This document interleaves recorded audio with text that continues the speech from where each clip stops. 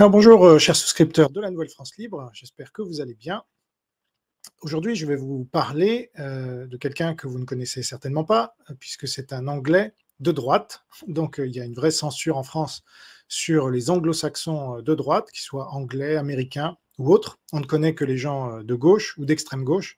Et donc Raffaele Manku est quelqu'un de très intéressant que j'ai découvert récemment, et donc qui va me permettre de faire un point sur la manipulation de l'histoire par les marxistes pour culpabiliser les Occidentaux et les faire payer. Parce qu'on va parler des réparations.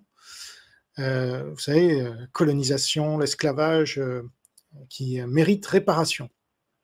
Alors en France, si vous avez suivi, eh bien cette histoire a culminé avec les polémiques autour de l'affaire Pétré-Grenouillot. C'était en 2004-2005, il y avait l'affaire Dieudonné en même temps, donc tout ça allait de pair. Mais en Angleterre, c'est un débat qui fait encore rage aujourd'hui.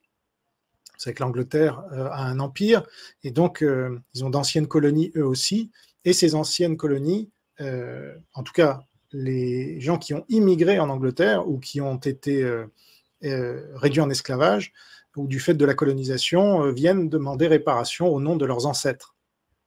Bon, alors déjà, qui est Raffaele Manku, hein, donc c'est pas un nom anglais, lui-même est étranger d'origine. Alors il est l'un des principaux commentateurs sur la royauté, et il est très apprécié des médias internationaux pour ses analyses, ses interviews et ses commentaires. En tant qu'expert de la monarchie, du protocole, des honneurs et des traditions britanniques, Raffaele est l'ancien rédacteur en chef de Burke's World Orders of Knighthood and Merit, un ouvrage acclamé par la critique, et il a conseillé plusieurs gouvernements sur des questions de politique générale. Il est membre du conseil d'administration du Canadian Royal Heritage Trust et il est chercheur associé au principal groupe de réflexion sur les politiques publiques Respublica.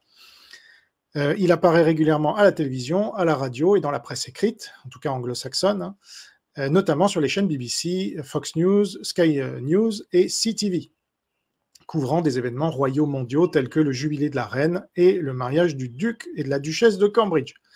Alors, on ne va pas parler de ça aujourd'hui, mais vous allez voir qu'il y a un lien avec Cambridge, puisque Cambridge organise des débats contradictoires dans la tradition anglaise, comme on n'en a plus en France, en proposant un sujet et en rassemblant 3 défenseurs de la proposition d'un côté et 3 opposants de la proposition de l'autre.